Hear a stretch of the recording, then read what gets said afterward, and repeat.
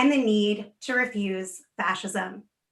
RefuseFascism.org welcomes all who share our determination to refuse to accept a fascist America. Those who recognize that while out of power, thank goodness, the fascist threat is not gone and can only begin to be addressed through society-wide repudiation by the people. I'm Sam Goldman, a member of the RefuseFascism.org editorial board and host of the Refuse Fascism podcast. We are gathering the night before Trump's second impeachment trial, slightly over a month after armed MAGA thugs stormed the Capitol. Tonight, we are demanding Trump be convicted and disqualified from ever holding power again, as part of rejecting the whole fascist movement and program. I ask you all to take a moment right now and share this essential conversation. You are in the right place if you want to understand what is currently at stake with this impeachment trial. Why Trump's conviction and disqualification must be fought for, and the ways in which all of us can and must act if we truly refuse to accept a fascist America, not just for ourselves alone, but for all of humanity. Tonight, you will hear from Frances Fisher, actress and activist, Eric Seitz, attorney, lecturer in constitutional law at the University of Hawaii, Jared Yates Sexton, professor, writer, political analyst, and author of American Rule, How a Nation Conquered the World but Failed Its People, and Paul Street, historian and journalist, author of The Hollow Resistance, Obama, Trump, and the Politics of Impeachment. And he is a fellow member of the RefuseFascism.org editorial board. After their opening remarks, panelists will then have a chance to respond to each other, ask each other questions, and you can share questions in the chat. And we hope to have time to dig into some of them as well. So I want to welcome everyone again. I'm going to give a presentation from Refuse Fascism and then invite others to speak as well. An unpunished coup becomes a training exercise and a green light for their return to power.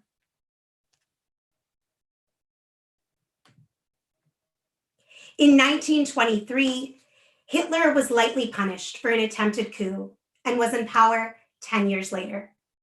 We should learn from that historical experience of fascism. January 6th was an attempt to retain a fascist leader in power. And when we talk about an acquittal leaving the door open to fascism, we aren't worried that fascism might just wander back in. It's bloodthirsty. They are already climbing through the windows and scaling the walls. Conviction is the least we can do. This week, the world will be watching to see if the rule of law will remain in the most powerful country in the world. That is what is at stake in whether Trump is convicted and held to account. And while right now, it does not seem the conviction is likely, this too can change. The 2020 election was a showdown over the form of rule in this country. A second Trump term would have allowed a leap and rapid consolidation of fascism in the most powerful country in the world, real possibilities of an escalation of ethnic cleansing at the border, unleashed white supremacist terror, anti-science lunacy, killing hundreds of thousands more from COVID. For months before the election, and for years when it comes down to it, Trump claims that any election he lost would be illegitimate, spread lies about immigrants voting illegally, and in plain sight, attempted to sabotage the election, from blackmailing the president of Ukraine to voter intimidation to disrupting the US Postal Service. After Trump lost the election, he refused to concede, even as lawsuit after lawsuit challenging the results were thrown out. His backers attempted to cancel millions of ballots from the largely Black urban voters of swing states. His rabid followers vowed to keep coming back to DC to fight for Trump. culminating in the storming of the Capitol on January 6th. That they did not succeed in overturning the election does not change what it was, a violent coup attempt by fascists in and out of government, fighting to stay in power so that they could rule over everyone else they hate with white supremacist, misogynistic, xenophobic terror. How is it that Trump was impeached for incitement of insurrection by the House of Representatives in record speed without presenting witnesses or evidence? Republicans have their theories. But could it be because all the evidence was broadcast live on national television? Because we were all witnesses. Anyone paying attention could see what Trump was setting up with his tweets prior to January 6th. On January 5th, Trump's fascist mouthpieces whipped up a lynch mob atmosphere of known violent fascists, the Proud Boys, the Oath Keepers, 3%ers, etc. Alex Jones said in Freedom Plaza, "They've tried to steal this election in front of everyone. I don't know how this is all going to end. If they want to fight, they better believe they've got one."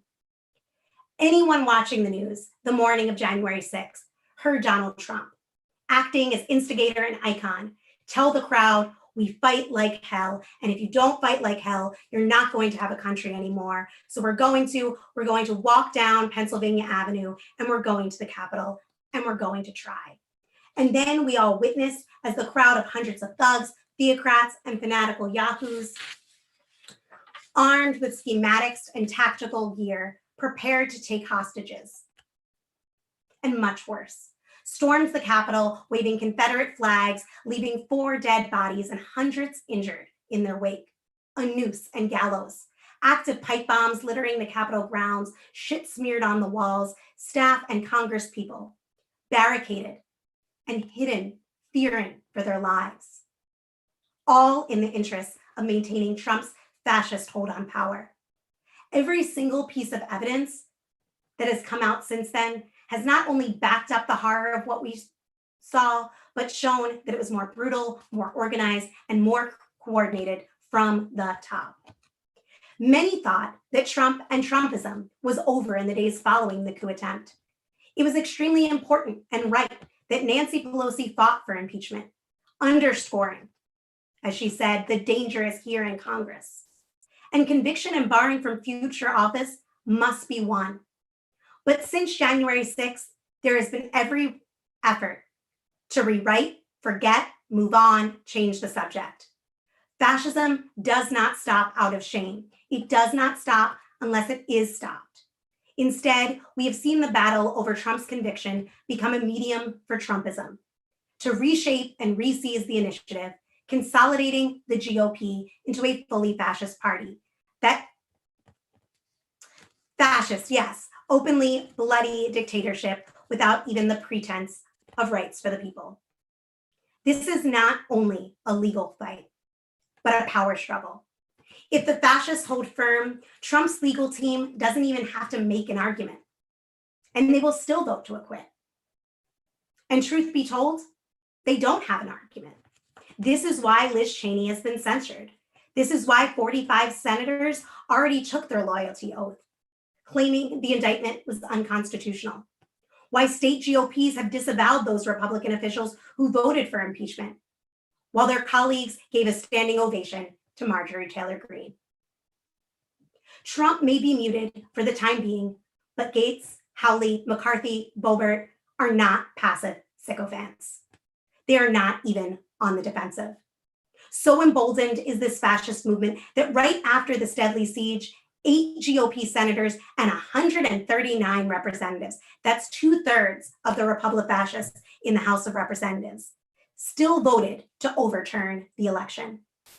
Despite the GOP losing the Senate and the presidential election, they have renewed initiative and momentum.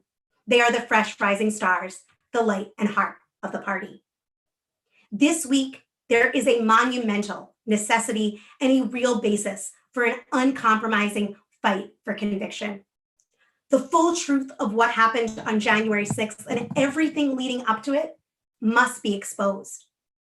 The GOP's absolute disregard for the truth or objective reality or free and fair elections must be frontally taken on. Some are already arguing that because it looks extremely unlikely now that they will get 17 Republicans on board to win a conviction, that even waging an all-out fight in the trial over these questions is not worth it, or may even do harm. This is wrong. For one thing, you don't know in advance what can happen when a full-throated fight is waged. A stark case against Trump with evidence and testimony and a real political fight can change public opinion throughout the country. And a mass movement demanding conviction can be won through this. And if that is won, then that could, even if it seems unlikely at this point, tip things towards conviction. And even if it is not won, the more clearly this is fought, the more the stakes are clarified, the stronger position we will be in for the ongoing fight we will then have to take up to defeat and repudiate this fascism. The road to capitulation in advance leads where? Potentially past concentration camps, past death camps, to a real existential peril to humanity. Before January 6th, we were confronted by a fascist movement in power here and rising around the world. And it's not going away quietly because the conditions bringing it into being have not gone away. As revolutionary leader Bob Avakian has analyzed, global warming is not only threatening humanity, but disrupting the rule of American empire. Heightened globalization is ripping up and spitting out communities, regions, even whole countries across the global south, while tearing up the social fabric right here in the belly of the beast, all pushing the gaping wounds of capitalism, imperialism to extremes. Fascism is one possible solution to many of these contradictions in the interests of the American empire. While the fascist has been voted out, the fascism hasn't been removed. And now, more than possibly ever before, this country is full of fascists, millions of them. If the fascist base were the majority, we would still need to take action to stop them. But the fact is that the fascist social base is a minority, both in terms of the population, and now that's reflected in the Senate, House, and executive branch. But this only matters if this power is acted upon.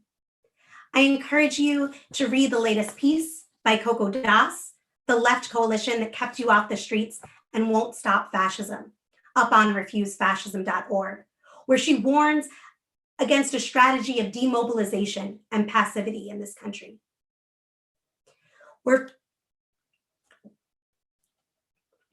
Which has contributed to a situation in which we have a huge Nazi problem in this country, where fascists around the world were impressed and inspired by what happened on January 6th, hardly viewing it as a failure. In this impeachment trial, there needs to be witnesses. We need a trial with eyewitnesses, testimony from experts, and video evidence, all driving home that this was an assault on the very rule of law. Everyone with even a glancing acquittance must come away knowing that each vote for acquittal is a vote for the January 6th coup, a vote for fascism in all its horror, and that the results of an acquittal will be a further assault against free and fair elections and the rule of law. From the standpoint not just of American lives, but the interests of humanity as a whole, Trump must be delivered a decisive blow, legally and politically, and held to account for this attempted fascist coup. They need to fight to win this conviction in such a way that everyone glued to the trial across the globe is clear on what is at stake. Together, we must show the groundswell demanding it. We retain our decency as a people by standing up and raising our voices to demands that Trump must be convicted and barred from elected office. That they did not succeed, seemingly out of luck, in their coup does not negate the fascist behavior that has been normalized. Threats to hang opposition, to eliminate dissenters, to overturn millions of votes. Imagine a closer election. Imagine someone more skilled than Trump. Imagine we had had less luck on January 6th. Refuse Fascism is committed to not ceding the public square to fascist lies and fascist mobs. We know that if we fail to stand against this, the fascist movement will become stronger to obstruct and return to power with a vengeance. We know that any of the positive changes so many millions here have fought for will be far, far more difficult, if not impossible, to achieve. The Senate will likely vote to acquit, but we can't passively resign ourselves to that outcome. We need to make it politically untenable to vote against conviction. It would really matter if masses of people didn't just sit passively by, but actually demonstrated in the streets and in other ways created pressure from below. This week, find the ways to raise the demand to convict Trump through banner drops, mock trials, car caravans, op-eds. Fight for the truth. Struggle and rally everyone who desires justice, who cares about the future for humanity, to join in raising the demand with you. Our silence won't appease the fascists, but it will leave them a clear playing field. So join us this week in taking action. Take pictures and video, post them up on social media, tag at Refuse Fascism. Join the network that is staying vigilant. Sign up at refusefascism.org. And while you're there, click the donate button to enable more free access to public forums like this one. Connect with us on social media, follow at Refuse Fascism, and subscribe to our podcast. We don't know how this will turn out, but we need to take a lesson from Bob Avakian. The politics of the possible is the politics of the monstrosity. To adhere to or acquiesce in the politics of the possible is to support and actually to facilitate monstrosity. In the name of humanity, we refuse to accept a fascist America. We're going to begin by hearing from actress and activist Frances Fisher. She is one of the many, probably of you who are viewing as well, signers of the pledge to the people of the world. And we are so glad to have her with us. And she's going to share her thoughts on why we need to convict Trump. So welcome, Frances. We're so glad to have you with us. Thank you. I'm unmuted. Okay. I'm here as a citizen. I listened to your last podcast, and I was very, very enthralled by the work that's being done. And I just have to say that I agree with everything you said. I have nothing really to add except that I'm a citizen. And what I saw happening, what we've all seen happening, is that there are a lot of disenfranchised people out there. And if they hear something that sounds like a lofty ideal that's going to empower them, I think that that's why they all jumped on the bandwagon, not realizing that they would turn out to be as oppressed as everyone else. And the fact that they turned on one of their own by saying they wanted to hang Trump, Pence, it made me realize how directionless they are. And I think that it's really important to reach out somehow to the people who are lost in this struggle and following orders from people who don't have their own best interests in mind. I'm going a little bit off topic here, but I'm here to listen, and I'm here as a citizen to learn and see what I can do with my circle of friends. Thank you, Frances, and we're so glad to have you with us. Next, I want to bring Eric Seitz into the conversation for a legal perspective on this Senate impeachment trial and the need to refuse fascism. We're honored to have him with us. Eric is an attorney and lecturer in constitutional law at the University of Hawaii. Welcome, Eric. Thank you. I'm very honored to be included in this forum, and I too appreciated the opening remarks and agreed with everything. And I guess I have to shorten what I prepared to say because you said much of what I wanted to address myself to. I approach today's subject matter from the vantage point of someone who has participated in significant political trials over the past 50 years, including the infamous Chicago conspiracy trial in 1969, the case involving Bob Avakian and other defendants who were attacked by the DC police in 1979 and then charged with 25 felonies each for protesting the visit of Deng Xiaoping, the murder case against Darnell Summers arising from a shooting in the aftermath of the Detroit uprising in 1968, and the military court-martials of Patrick Chenoweth and Aaron Watada, among others. Although those were trials conducted in courtrooms, more importantly, they were all political events that grew out of significant mass struggles. And the primary challenge for the lawyers in those cases was not to become mired in technicalities, not to be distracted by legal niceties, but to focus constantly and advocate for the political struggles from which those cases arose. In Chicago, it was the war in Vietnam and the vicious attacks on anti-war demonstrators who were excluded from the Democratic Party convention and then dragged into a, quote, justice system that was anything but just. In Washington, D.C., the so-called Mao defendants were beaten, and some 80 of them had to be taken to hospitals for medical treatment, after which 17 were threatened with long prison sentences simply for delivering a message about the defeat of Mao Zedong in China and the undoing of the Chinese Revolution. Darnell Summers was arrested, jailed, and prosecuted not because there was ever any evidence that he shot and killed a Michigan police officer, but because he was an unrepentant and unapologetic Black activist who was successfully organizing active duty military personnel in Europe against the Vietnam War and US imperialism. Patrick Chenoweth was charged with sabotage in time of war, a potentially capital offense, for allegedly dropping a paint scraper in the gears of an aircraft carrier bound for Vietnam. But the real enemy in that case was the growing numbers of Navy personnel who were speaking and acting out against the war and affecting the war's conduct and outcome. Similarly, Aaron Watada was prosecuted because he was the first officer to oppose the invasion of Iraq at a time when many others were questioning their orders and what they were being asked to do.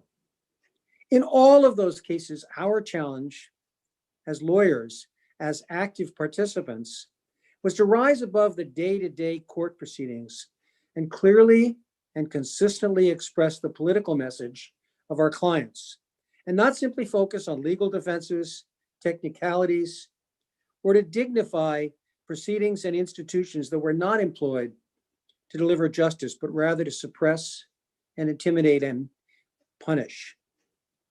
And so in the Senate trial of Donald Trump, we cannot get overly caught up in a debate about whether an ex-president should be tried or not. This case is not about the First Amendment or Trump's alleged rights to incite an insurrection. Nor should we speculate or even be overly concerned about whether or not the Senate convicts him or not, because, as Mao Zedong correctly said, you cannot defeat an opposing political force simply by cutting off the head of its leader. The battle here, and our real focus, has to be upon what Trump and Trumpism really represent, and why his backers need to be properly identified, characterized, exposed, and thoroughly defeated. Because Trump and his supporters are not guilty merely of storming the Capitol building, they are truly fascists, racist, white supremacists, and more.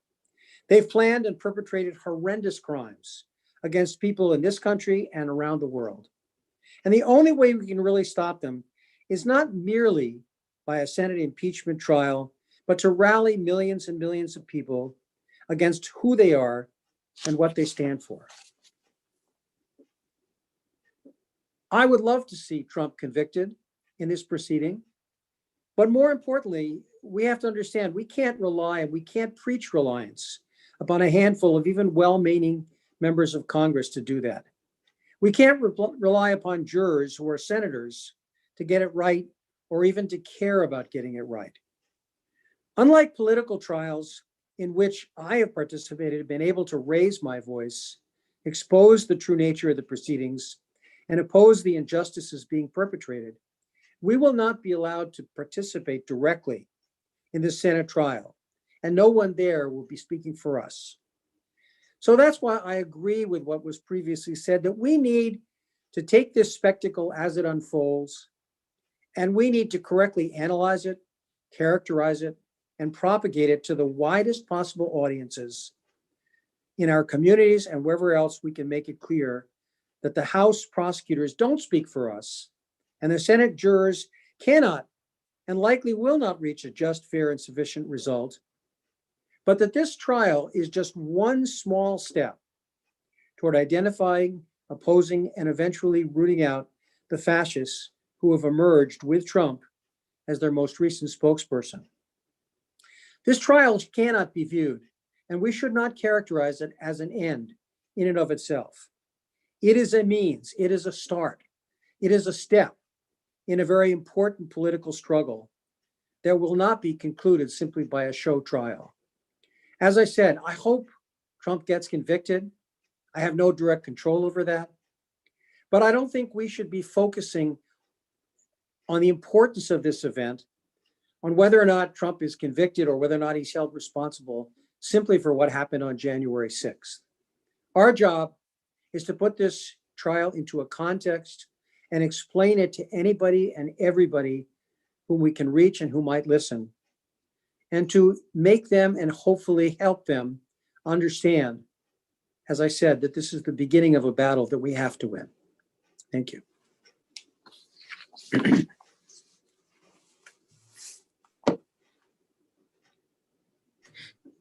Thank you so much for that, Eric. Gave me a lot to think about, and I wrote down a few questions that I look forward to getting into with you later in the conversation. Next, we want to welcome Jarrett Yates Sexton, professor, writer, and political analyst, author of American Rule: How a Nation Conquered the World but Failed Its People, to share his thoughts. Welcome, Jarrett. Thank you so much for having me.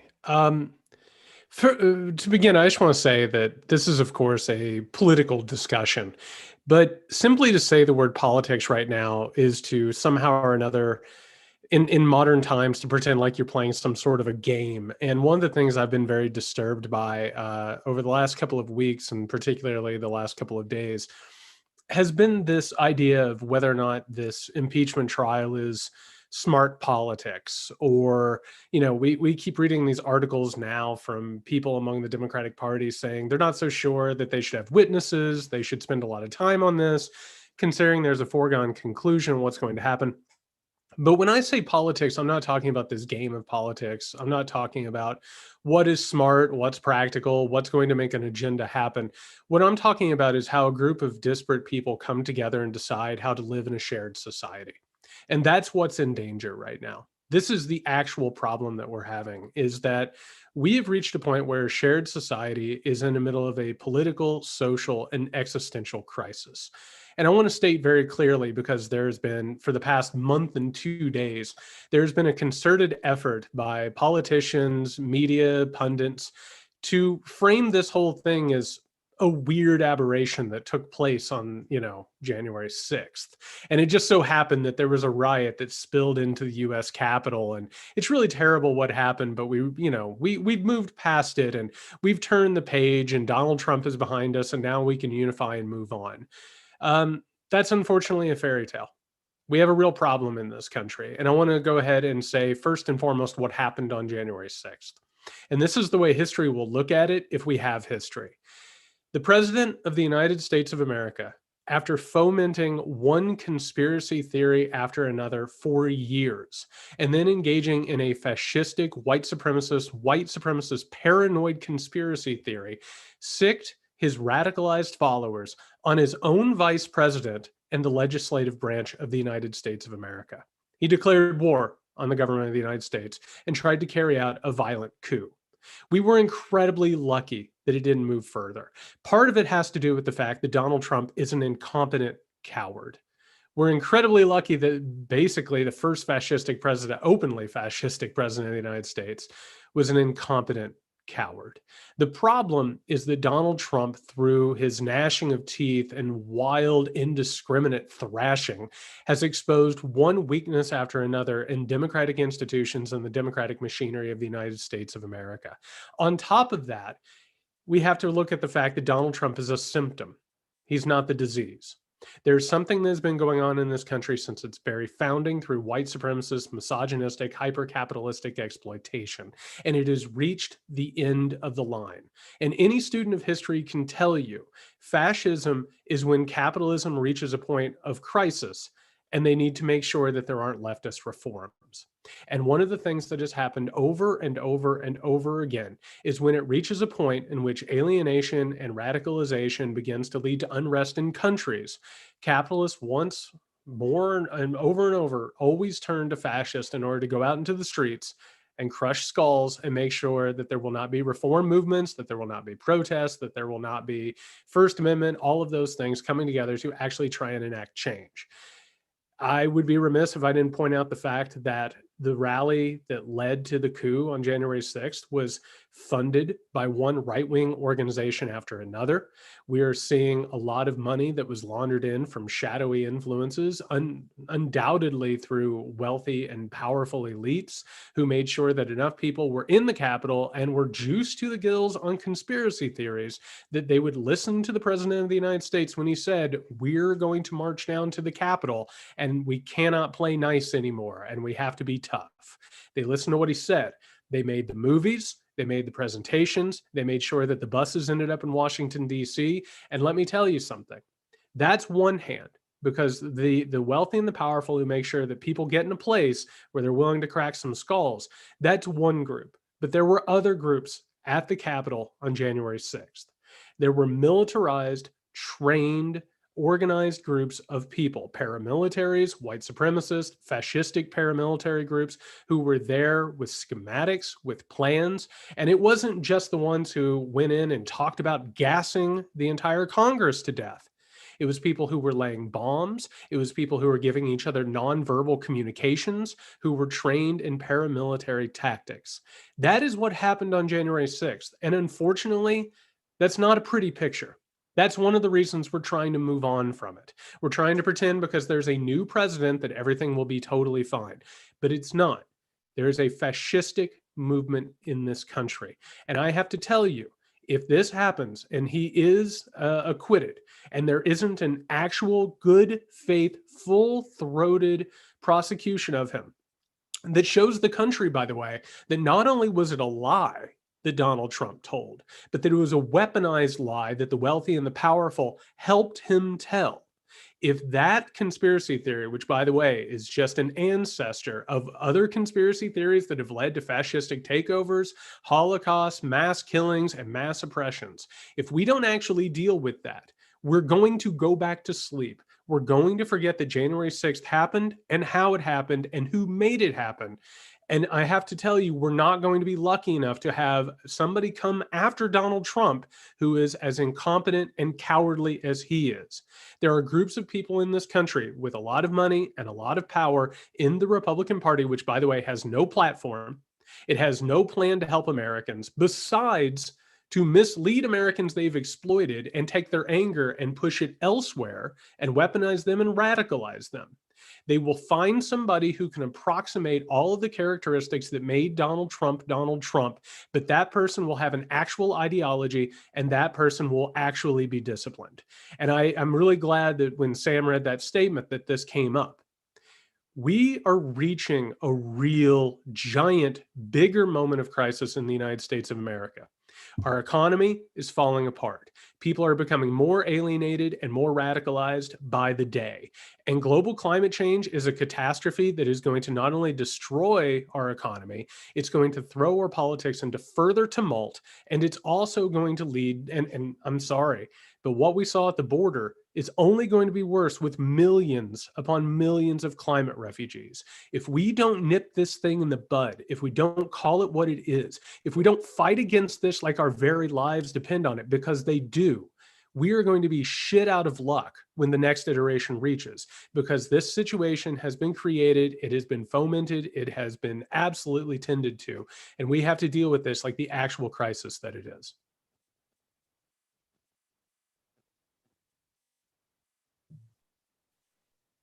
Thank you for that, Jared.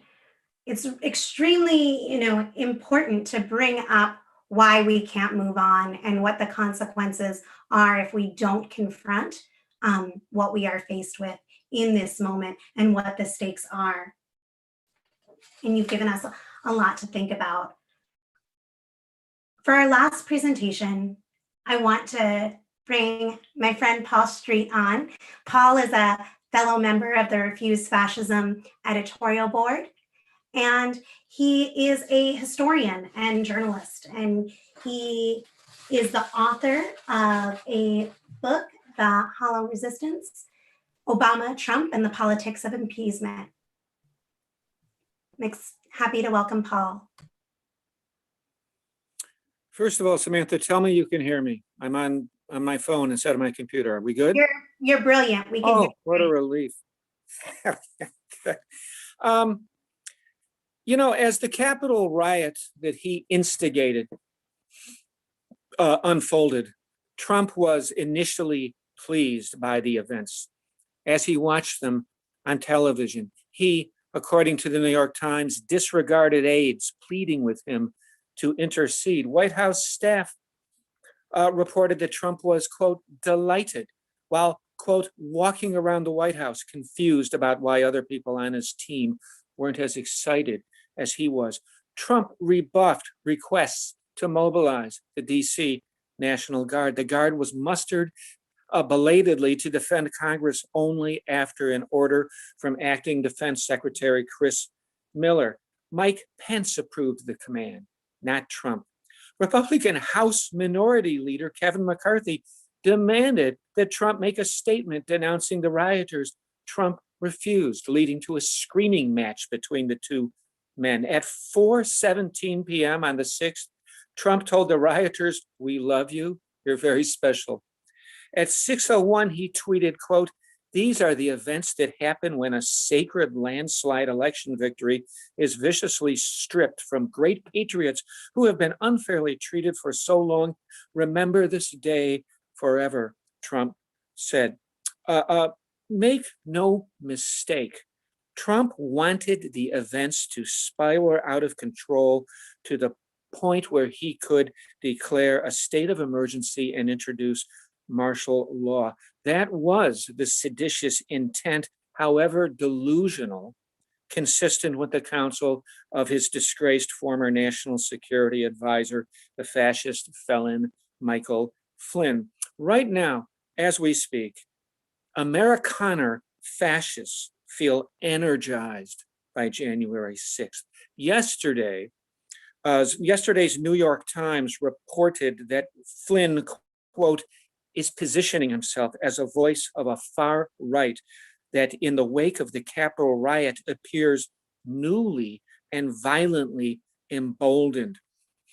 Now, if Trump can't be convicted in an impeachment trial and then barred from holding future office by the US Senate, after all of this, then there's really no point in having the impeachment clause. If Trump can get away with fueling and then setting a match to a murderous neo-fascist white nationalist physical assault on the nation's legislative branch and the certification of a presidential election, well, then that just signals a great big shining green light to future fascistic attacks on bourgeois democracy, likely to be carried out by shrewder and more disciplined and competent fascists than the Mar-a-Lago Mussolini, the tangerine-tinted, tiny-fingered, Twitter-tantruming Trump.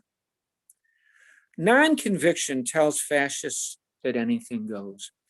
It says that a tyrant sitting in the world's most powerful office is free to wreak havoc after he loses his bid for re-election. Non-conviction will be an act of civil war. All the arguments against the conviction of Trump and the banning of Trump from holding future office are idiotic. The contention that Trump shouldn't be convicted because he was exercising his right to free speech on January 6th is mistaken and misleading on multiple levels. The claim that it is unconstitutional to convict a president after he's left office is completely false and rejected by the preponderant majority of constitutional scholars. The notion that the trial means Congress can't move forward on COVID relief and other measures. I've heard this from people on the left. The notion that if we do this, then we won't have time and energy to do other things that the government needs to do. That's a false argument. It's a moronic argument, if you ask me. The idea that the attack was a populist proletarian uprising, which is actually something you hear online from people who identify as left, is just pathetic and doesn't fit any of the basic facts of the case. So is the idea that January 6th wasn't really all that big a deal. I can't tell people here how many times folks, some of them who identify on the left, have told me that. Really, what are you talking about? It's just a bunch of crazy, wacky dudes that somehow got in there and just stomped around a little bit, and then they didn't know what to do.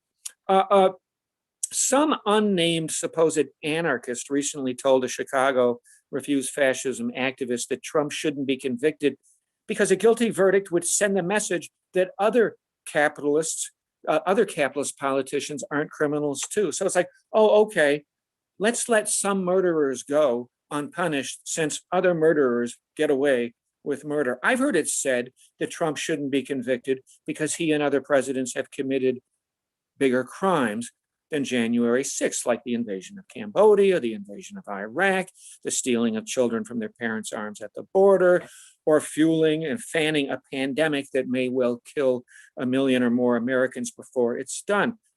To which I say, oh, okay. So people what? So people get to go free on one crime if they and others haven't been charged with other and perhaps bigger crimes that they committed, really? I mean, and there's a lot more I could say about the arguments being made against Trump being convicted and fanned from future office. All of it is just rubbish. But here's the thing. These bad arguments appear very likely to prevail. Trump is almost guaranteed to be exonerated for a second time by the Senate under the holy charter passed by and for 18th century slave owners and merchant capitalists for whom democracy was the ultimate nightmare. It takes a 2/3 vote in the upper body of Congress to convict.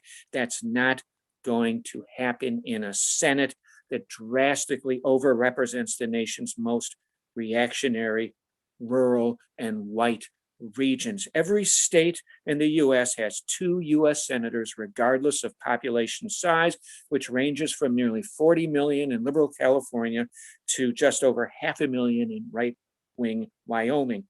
The deeply corrupt Senate Minority Leader Mitch McConnell, who initially called Trump's January 6th actions impeachable, now he claims to see it as unconstitutional to convict a president after he's left office.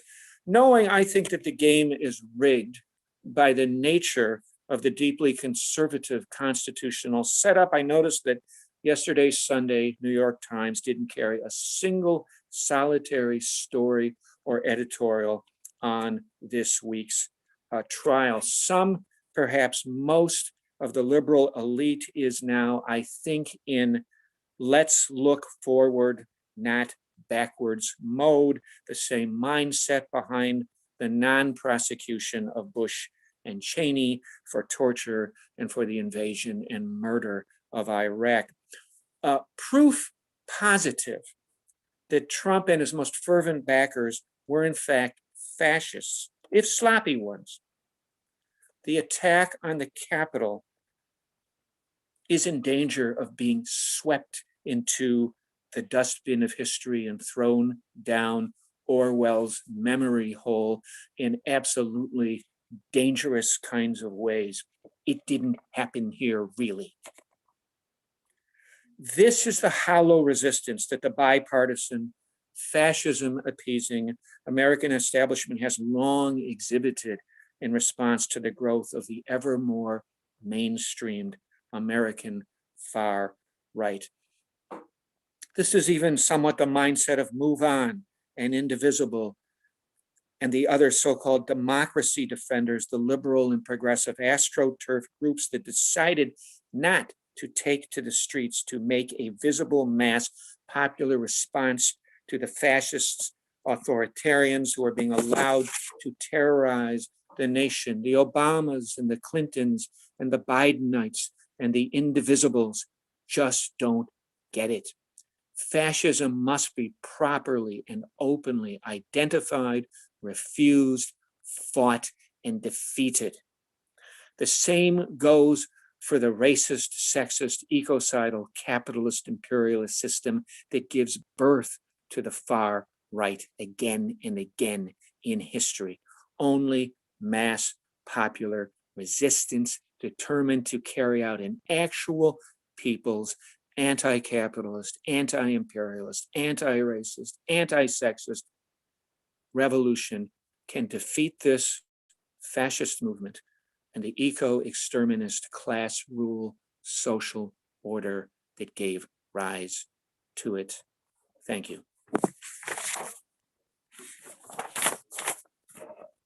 I want to thank all the panelists for sharing their remarks and coming from different perspectives, united on the need to convict Trump.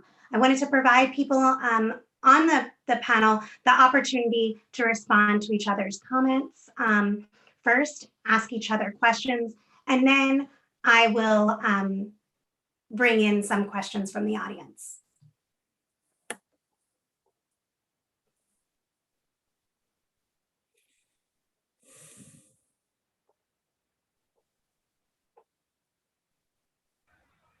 I have a question for Eric real fast. Eric, so when we look at the law and we look at the effects of some, and I mean, I'm sorry, but this was one of the most covered crimes in the history of humanity. I mean, not just like in terms of cameras, we've got people live streaming this. We've got people on the record doing this. We've got Donald Trump doing this from hour to hour for years.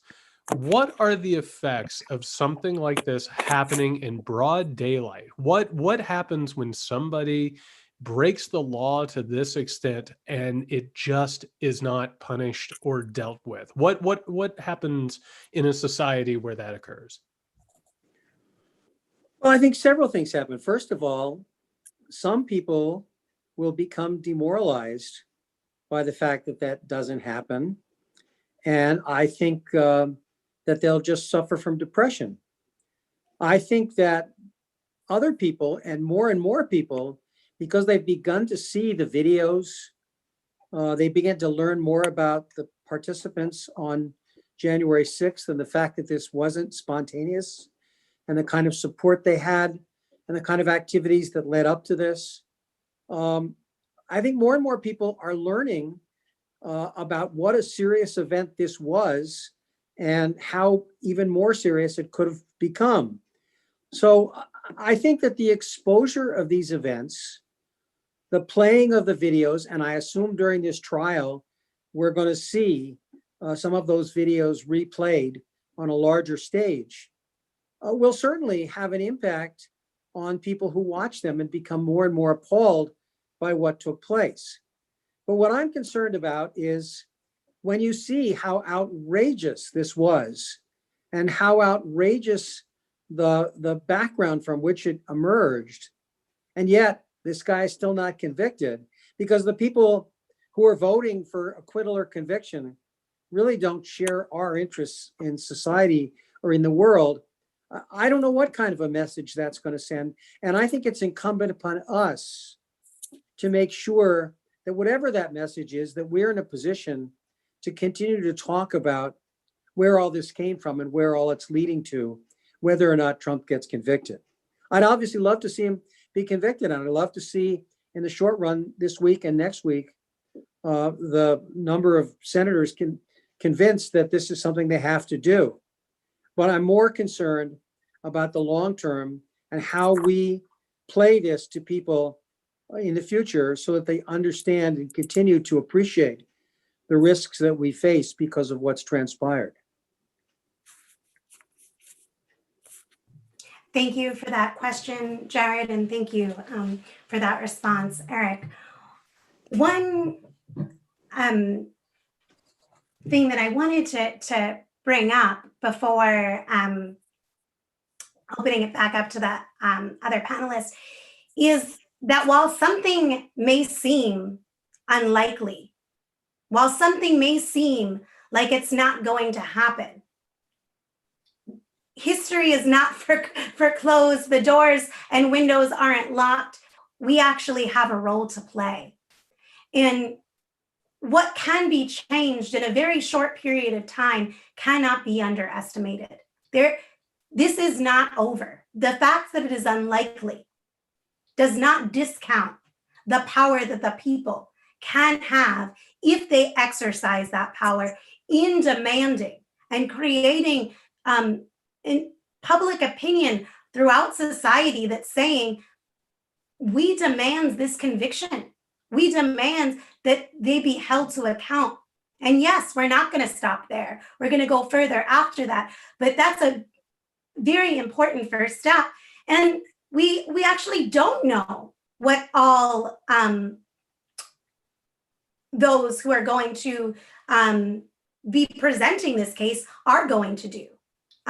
Whether a real, as Jared and I had said, a full-throated political and legal fight is going to be waged. We don't know. It seems unlikely, and that's even more reason for us to be rallying everyone to take action, to speak up and say this cannot go down like that.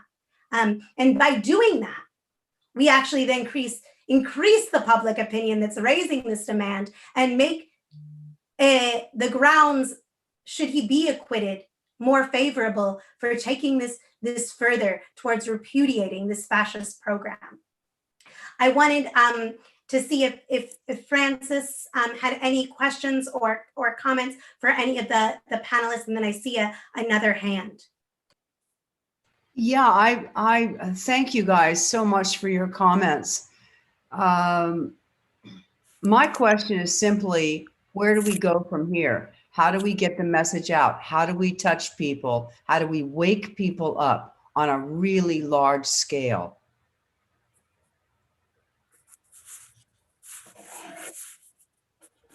If I could, I mentioned to you a bunch of cases that I've been involved in my career. And several of those cases we lost at trial, but ultimately we prevailed in all of those cases. From the Chicago conspiracy, and I hope you've seen the movie that accurately depicts what took place there, about 90% worth, they were convicted.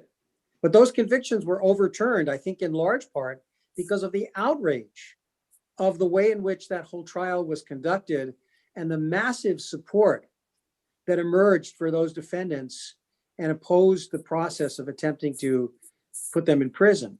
And similarly, in the Washington, D.C. case with Bob Avakian and the Mao defendants, we won that case. They backed off from 25 felonies and nobody went to jail as an outcome. And that was because of public opinion that we were able to generate day in and day out through massive efforts to support and educate people about what took place in that demonstration and why what was being presented in that demonstration was so important to protect the right of people to do that.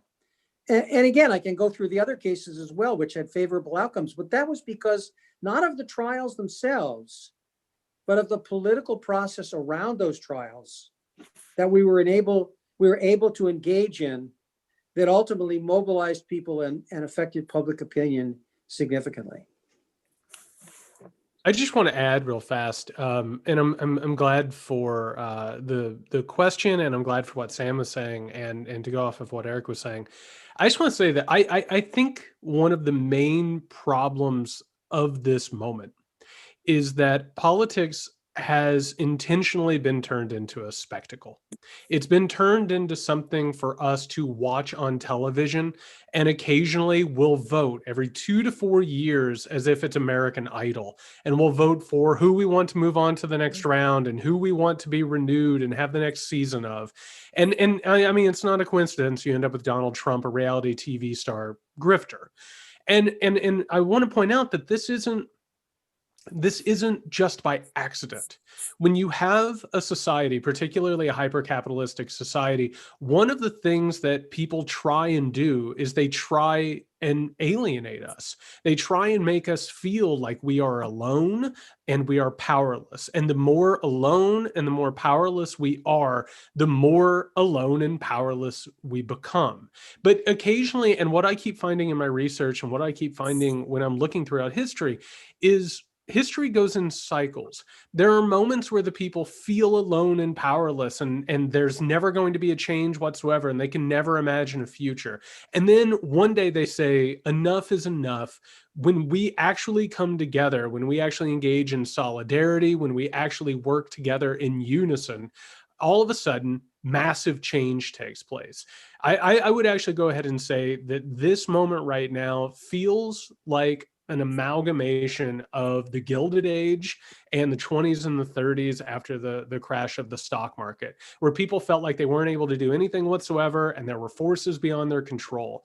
But I have to say that in the past year, with things like the Black Lives Matter movement, the anti-Trump protest, what we've actually found is that when people get out in the streets and when people work together and they form grassroots organizations and movements, it changes the narrative. And you even notice that it was like during the BLM protest, the conversations were, oh, a lot of people are outraged by this. And all of a sudden the numbers start shifting. And suddenly you have something like 70% of Americans starting to think about things like systemic racism.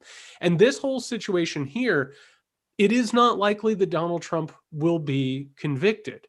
But there's a different story than Donald Trump isn't convicted and nobody says anything and they just accept it and it goes forward and he's acquitted and the country is outraged.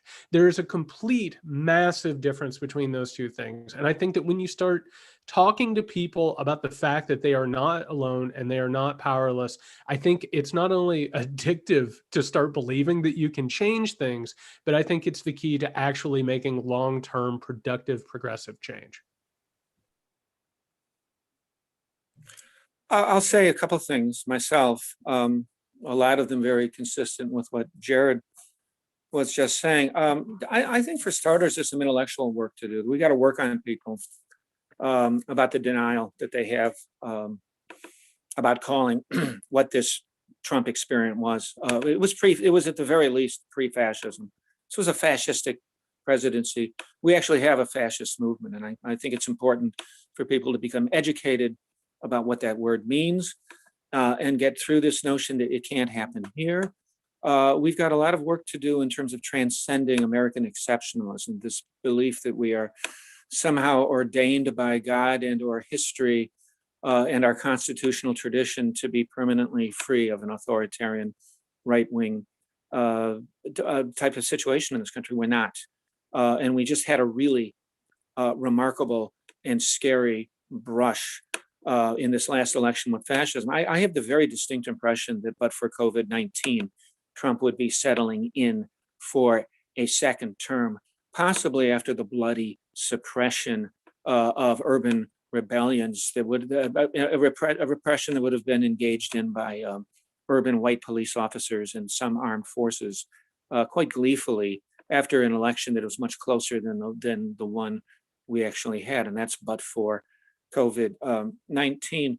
I think also people need to study American history and the history of other countries too, and connect with the fact that politics is something more than just going into a voting booth for 2 minutes, 5 minutes, once every 1,460 days. We are so caught up in what Howard Zinn referred to in a wonderful essay in 2008 as the election madness, this kind of phantasmagoric, magical thinking that the most important thing a citizen could ever do is vote, right? I mean, vote. I mean, it was very important to vote this last time. It was extremely important to vote Trump out, but there's got to be more than that. And for real meaningful action to take place, we have this incredible deficit of organization. We have this remarkable, I was just shocked in Chicago as the Trump era set in, just looking around for an organized resistance to this fascistic white nationalist presidency. And there was one group alone seemed to get it right on what this was and what needed to be done about it, and the need for consistent organizational presence on the streets and in the public squares. And that was refused fascism. People always often accuse the left, people on the left, of being against, but not for anything. It's not true. Our agenda of the things we're for that would help fascism proof this nation is not mysterious. It's long. It goes on forever. It includes single-payer health insurance, the re-legalization of union organizing, a Green New Deal. And, if you want to get further left than that, we get into a lot more than that. But there's nothing mysterious about it. The main thing missing on the left is not ideas about the kind of reforms we want or even the kind of society we want. It's organization. And actually, that's what Lenin's 1902 pamphlet called What Is to Be Done. It's nothing about policy, nothing about societal vision. It's about one thing: organization. There is a gigantic organizational deficit in this country. I hear the phrase the left a lot of times. I say, where? What is it? Where is this? We need desperately a left. And that's about organization, among other things. I say it as an intellectual who's not a very good organizer, but I'm telling you, we need more good rank and file grassroots organizers. It's hard work. It's not sexy. That's what we need. Well, that's what I hear from a number of people, that they're just exhausted from these last 4 years of fighting. I think that the reason why the BLM movement this summer was so strong is because it was really emotional. We saw a man murdered, not just one man, but many people. And I think that was something that everyone could get behind. Unfortunately, we're stuck in because of COVID. I certainly didn't want to go out. I was, a keyboard warrior, as many people were. But how do we rally for this? Because this seems so overwhelming, to be looking fascism in the face. I think a lot of people are like going, "Oh, please just let Biden do it." We have a climate emergency here where there's not enough being done. We are so spread out in so many different places, fighting so many different battles at the same time. And I'm tired of the word intersectionalism, but that's really what it is, because it's all this the same thing. You talk about, it's not, of course he's just a symptom, and you cut, even if he gets convicted, you cut the head off of that hydra, 5 more pop up. But then on the other hand, there's all of the people who are activists. When I was at Standing Rock, I learned about the doctrine of discovery. You talked about, how this country was founded on patriarchal European misogyny and white supremacy. That's still exists. And I don't have a point to make. I'm just wondering how we will be able to rally people this time. Do we wait for the trial to happen? Well, I'm sorry, Francis. Go ahead. I was just going to say, the term that I've given to what you were just talking about is the knot. Like if you think about like earbuds with like the cords, and you'll take them out of like a drawer, and they're in such a terrible knot, and you have no idea where to start with them, and it just makes the knot worse. The problem is that we all look at problems from the top down. right? And we look at it and we're like, oh my God, all of this stuff is so large. And if you actually think about it for too long, the human mind begins to catastrophize it, right? And I don't know about everybody else. I get discouraged when it's like not one thing, but it's like 5, 6, 7, 8 things all together and feel very heavy. I think the answer is always from the grassroots perspective, which is you take a small step. I would actually say that like one of the things we have to do, and I'm glad that he brought it up a second ago, is like not only is it about organization, but it's also like ground level stuff. We need to get in like education boards because the right has been doing stuff like that, right? The right is local, the right is in the state, and it's all been seeded by the left. We have to go into that. We have to go in city council boards. But there's also another part to it too, which is the only solution and antidote to alienation is community building. We have to start reaching out to people. We have to start having a common language. We have to start understanding that we're not alone and adrift in a world that doesn't care about us. And I think that once those small steps start getting made, there's a momentum that happens. It's like volunteering, right? You volunteer once, you want to volunteer again. You start feeling good about this. You start feeling the momentum of it. And I think the answer is to start with small steps local while building communities and starting to find other communities that are larger, because it can be really debilitating. I completely agree. It is overwhelming if looking top down on it. I know that feeling very well. Thank you both. Thank you, everybody who's been bringing their thoughts into this conversation and making it so rich. And I want to thank everybody who is watching for their comments as well. I've been looking at them, and it's really important to see people disengaged. I wanted to respond to what Paul and Jared and Francis have just laid out, and then share some questions from viewers. Organization is needed, but on the basis of what? For the purpose of what? And the truth is, we're not all united or have some vision of what's needed. And there needs to be big struggles in the world on the basis of ideas of what worlds people want to live in and what justice looks like. And that matters. And it matters to have a vision for the world, and it provides a map on which you organize. For without it, it's organizing for what? What is the purpose? And I want to unite with people in a very broad way to stop fascism and the fascist movement. And I also want to have big debates with people about the world that they want to live in, because we're not all going to be on the same page. And I think that matters, that we have that. And I think that connects in my mind to what, Francis, you were putting out. What do we do? And I just want to say that I don't want any of the participants or those viewing to see themselves in this conversation as not doing something, because it actually matters that we have these kind of conversations, that we come together and we clarify what are the stakes for humanity. What does it mean that a fascist could be acquitted for January 6th? What does it mean? What are the ramifications? And what can we do about it? And to have those conversations with each other. And in doing so, we actually do build that community that we need to sustain this political fight further. I know people have brought off a phrase that had shopping in there. I just want to put forward for all viewers and who people might watch later, we are a nonviolent movement. When people are talking about shopping, they are talking about something metaphorical.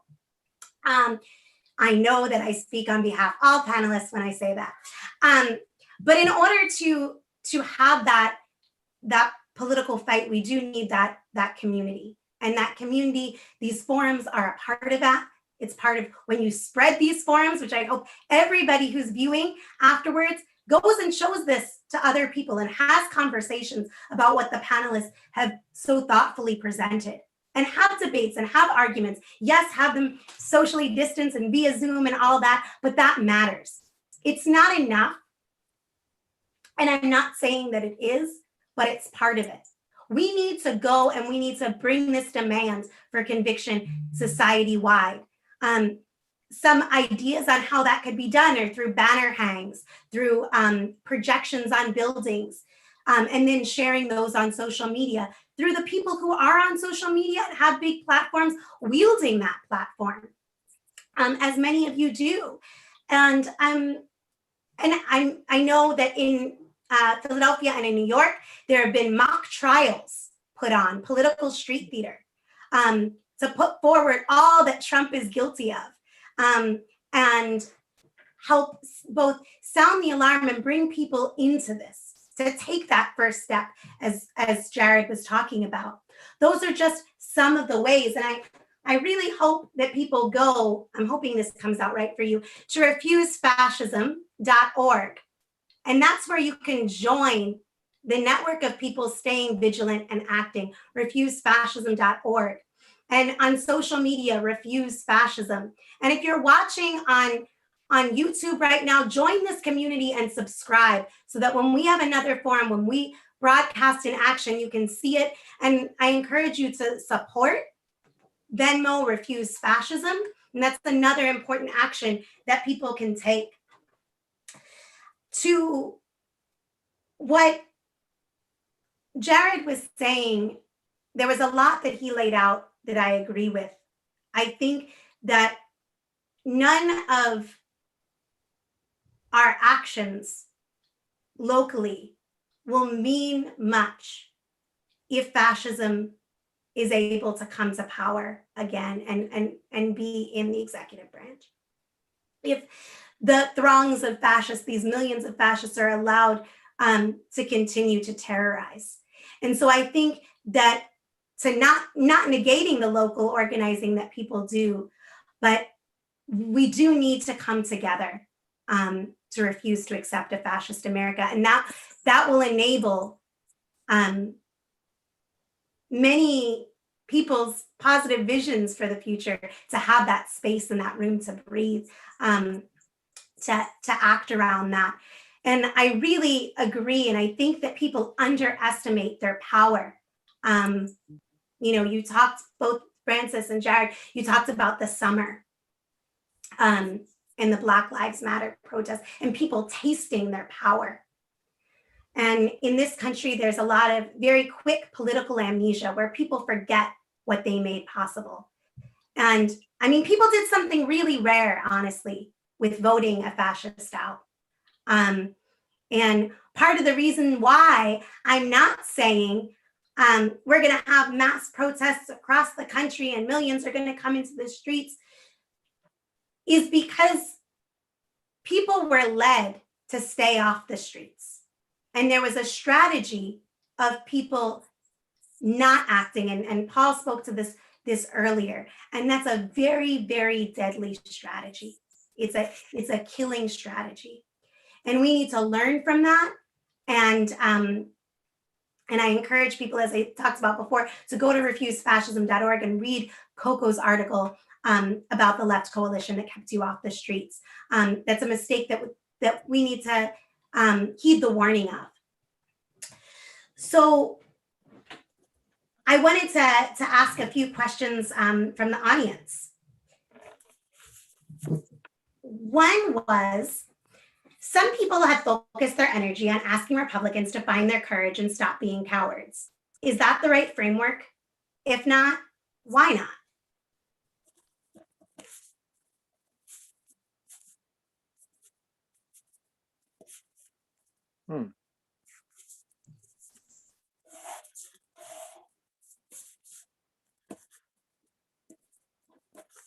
I think that's entirely appropriate. I think that one of the things that's going to emerge from this trial is that people who've been told to vote their conscience are in fact going to vote their conscience. And we're going to get a good sense of who they are and who they really and what they really believe. So I think putting that challenge to people is absolutely correct.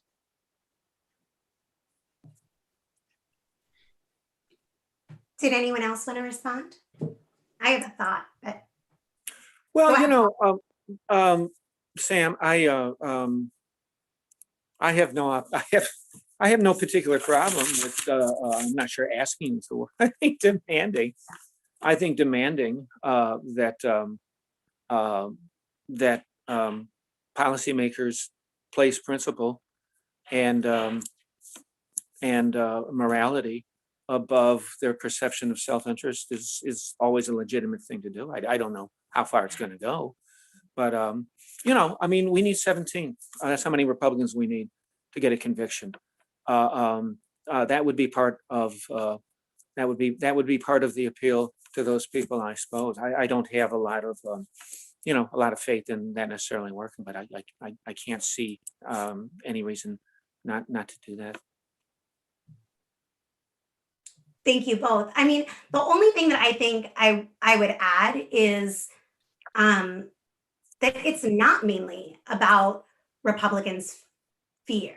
It's not mainly about them being cowards. It's mainly about the fact that the Republican Party has been moving in a fascist direction for decades. And they actually believe that open, bloody dictatorship is the only way to deal with the divisions within the US and the big global crises that I was speaking about before. So I don't think that that's the right framework. I think that there's a case to be made for conviction and what it means for the rule of law, for free and fair elections, for whether we call this a democracy in any sense of the word. Well, I heard you say, Can I say one? vote their conscience, but you have to have a conscience in order to make a decision. And I am concerned about the people who are just voting in lockstep because they're trying to hold on to their power. I see that in all realms that I work in. It's about power instead of empowering and making the world a better place for everybody, so that we can actually live in a world where I may not agree with you, but I'm not going to step on you. I'll let you be, but don't hurt me and I won't hurt you. And that's grassroots. I would also go ahead and just say that it's really important, I think, for the framework of American politics that we stop treating the Republican Party like a political party. That's not what they are. They don't actually have principles. We still call them conservatives. They're not fiscally conservative. They're not socially conservative. They're not actually pro-life. They're not actually pro-troop. They're not pro-nationalism. They're not pro anything except for the pursuit of power and profit. And eventually, when you run through that type of nihilistic power-grabbing obsession, you end up with a party that can't even put forward a political platform during a presidential election because they have no basis whatsoever in trying to pass any legislation besides giving more money and power to the wealthy and powerful and oppressing the people who try and get in their way. I would just say the people who are in the Senate right now, who have an R next to their name, have made a decision. They have decided that the Republican Party and all of the things that they've done, the disenfranchisement efforts, the fascism that has just been absolutely perpetuated left and right, they have made their decision to keep Republican by their name. So one thing I would say is we need to frame this as the Republican Party is not even a political party anymore. It is an anti-democratic fascistic movement. But that being said, I think that they need to be reminded everywhere and in every breath that they are going to go down in history as putting their name next to this if they acquit him. Mm-hmm. That's what I would say.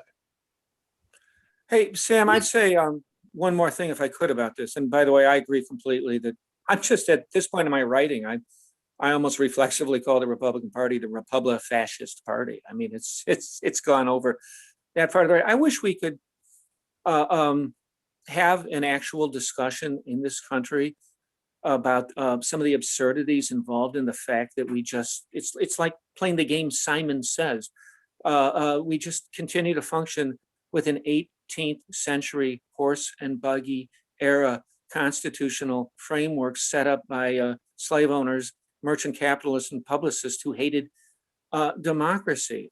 We have a political system on a national level that is so far tilted, so far to the right of actual public opinion in this country. It's just preposterous. California has 40 million people and 2 senators. Wyoming has 500,000 people, a little bit more, and has 2 senators. I believe that the Senate, which is evenly balanced, I believe the Democrats have, represent 41 million more votes than the Republicans do in the U.S. Senate. You have gerrymandering in the House of Representatives tilted to the right. We have the gerrymandering of state legislative districts across the country. We are functioning with the Electoral College is badly tilted to the right, so that the Democrats often have to have a very significant victory in the popular vote. We don't elect presidents on the basis of one person, one vote. We don't apportion the US Senate on the basis of one person, one vote. I mean, the absurdities are endless. The filibuster, nobody talks about it. It's just like, well, that's the way it is. It's kind of like what we do with capitalism. We just can't talk about it.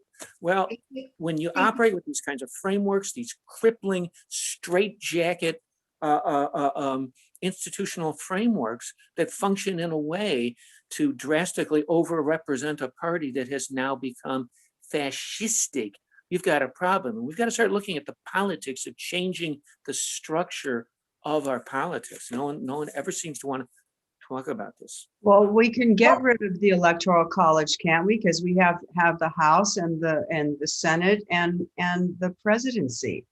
What's to stop us? I Well, think that would be a constitutional amendment. That's a high bar for a constitutional amendment. I support such an amendment. Shouldn't we start? We've been talking about this for years. Oh, sure. I think that would be a whole interesting and yet separate forum. I want to make sure that I get to some of these other really thoughtful questions. But that would be a very interesting conversation to have. Some say impeachment alone is shaming enough, as though the question is simply Trump's legacy.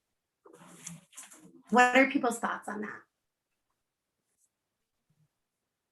I think that comes from the perspective of like character politics. The idea that we're talking about where he'll rank on a best presidents list in some point in the future, who deserves to go up on Mount Rushmore Part 2. And I would actually go ahead and say this is that Donald Trump was able to become president because of a culture of spectacle and a culture of character, messiahs, villains, heroes, all of that stuff. This thing is so much larger than this absolute loser failure of a person who managed to become a grifter within a system that is rapidly falling apart. What am I saying? I would go so far as to say that it's more important than Donald Trump that this thing gets taken care of, because when history gets written, more than likely he's going to be seen as a precursor to an even larger, more powerful fascistic movement if we don't take care of this thing before it coalesces.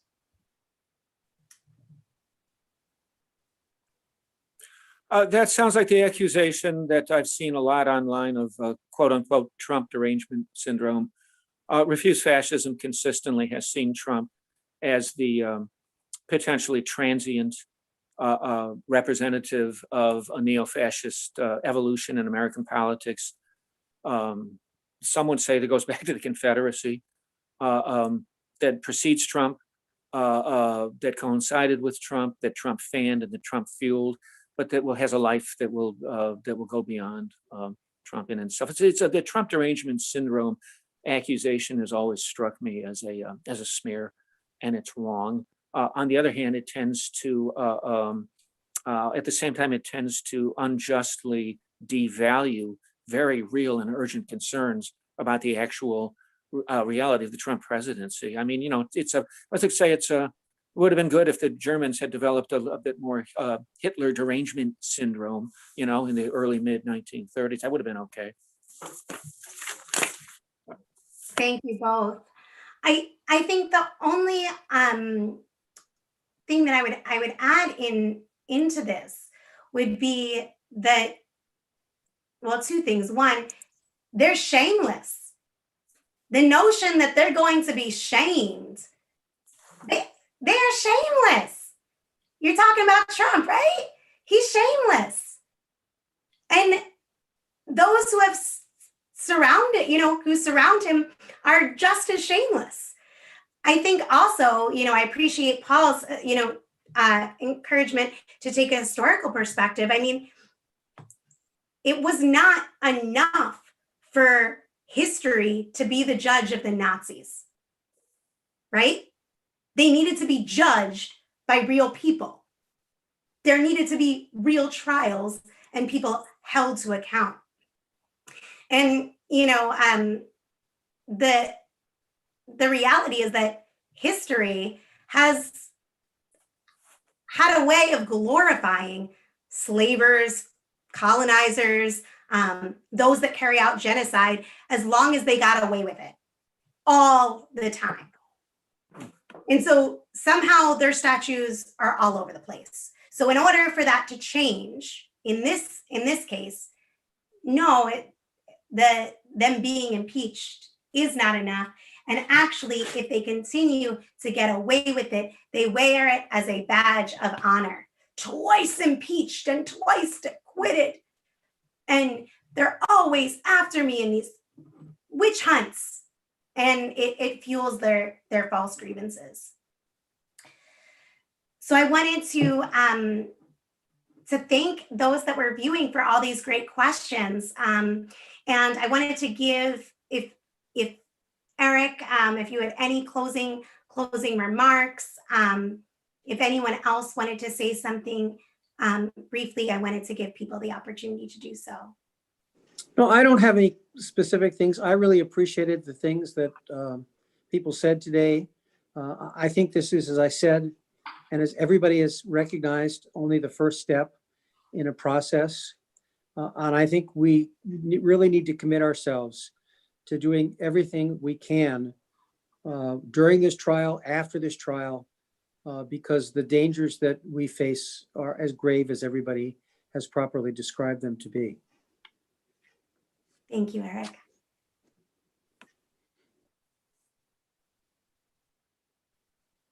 I just want to say thank you. First and foremost to Sam, you are the absolute best and wonderful. And thank you to Eric and Francis and Paul and everybody who put this thing together. And one last thing I would just say to the people who are watching, thank you for paying attention to this and taking it seriously. I know that we live in a culture, going back to the idea of Trump derangement syndrome, it's a lot easier not to care, especially when things start getting very problematic and very frustrating and disturbing. But we're in the middle of an actual crisis, and it takes people caring, it takes people showing up, it takes people fighting back against this stuff. And regardless of what happens, we're going to fight back on this thing, and we're gonna beat fascism. Thank you, Jared. I'd like to say thank you too. Everybody who participated. You know, as awful as it was and as terrible as it was, 2020 was one of the most remarkable years I've experienced in my lifetime. You know, I say that with some pretty big caveats and qualifications. A very tragic year, but I've never seen anything like the George Floyd rebellion and the Breonna Taylor rebellion. It's absolutely extraordinary. It's the biggest protest movement in American history.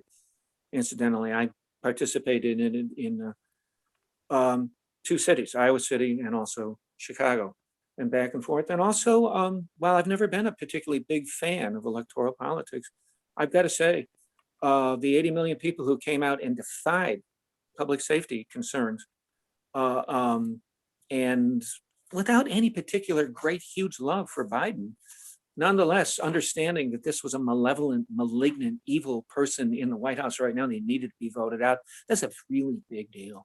That was a really big deal that people voted out Donald Trump. I have a strange argument because I'm not big on electoral politics, and I think we need a social movement politics beyond electoral politics.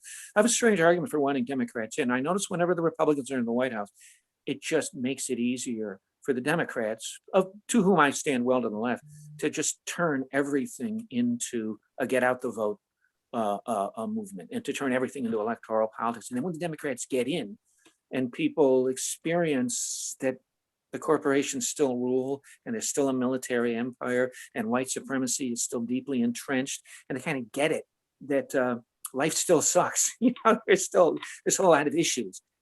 That's how you got the new left in the 60s to some degree. That's how you got Occupy under Obama. And I think we're going to see some of this now. We got the Democrats in, we got breathing space. That's a relief.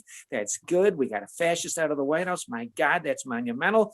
But there's still these huge issues, and it's going to take a different kind of politics, a politics of pressure on the streets from the bottom up to get anything that we need to save life on earth and to fascism-proof this country. We can do it. And even though our Constitution doesn't say this, this is how I read it. All humans are created equal. It's a fundamental change that needs to take place from the bottom up.